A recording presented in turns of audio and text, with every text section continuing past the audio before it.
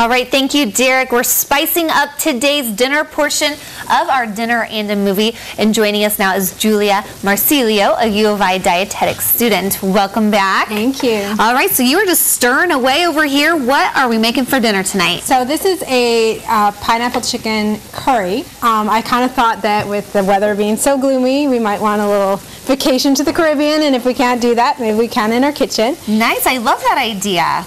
So it's a little bit spicy. It's a little bit on the spicy side, but you can always cut back by cutting back on the chili powder. We're going to put a tablespoon of chili powder and also a tablespoon of curry in here.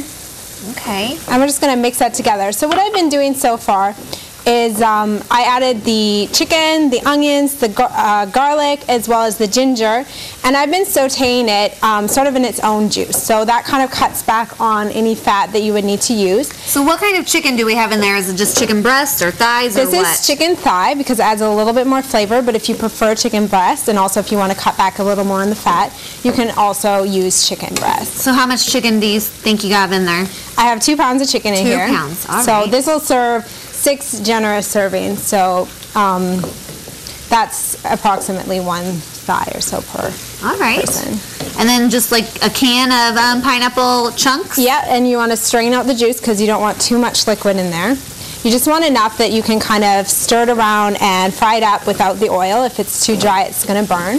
Oh, but if you have the juice coming out of the pineapples, out of the chicken, and out of the onions, you can sort of saute it up without the oil. And that's kind of a trick that you can use. Is if there's enough juices or water in it, you don't necessarily need oil. You won't get that same brown look, but as you can see, it's kind of just from the curry and the spices, you've got all that color in there anyways. Okay.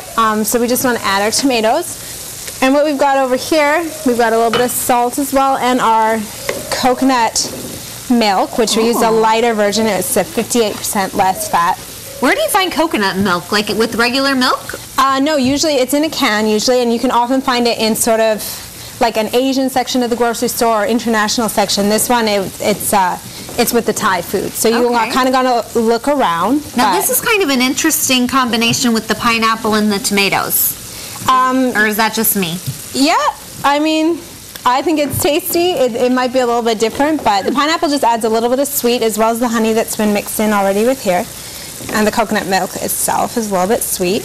Whereas the tomatoes probably add a little bit of tang and sourness. So we're getting a good mix right there. And lots of spice. And I think tomatoes pair really well with the chili powder that we've got. I love tomatoes. I'm all about it. I just never really thought to pair them with the pineapple, but I can't wait to try it. So then this just needs to simmer for a little bit, or are you going to add the salt? I'm going to add the salt as well, and that's all the ingredients in there. It's going to simmer a bit. We want to bring it to a boil and then let it simmer because we want to reduce it just a bit because you can see the sauce is still a little bit watery. So if you simmer it for approximately 20 minutes. If you don't have that much time, that's okay too. It just will be a little bit watery, but that'll get a nice, thick, rich, and creamy sauce. Yeah, exactly.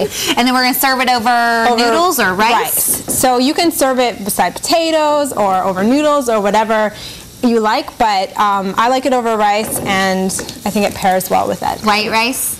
White or brown. Brown is obviously the healthier choice, and it's quite tasty with this actually because it has a little bit more texture, and I think it pairs really well with this. All right, well, we're going to let you stick around and simmer.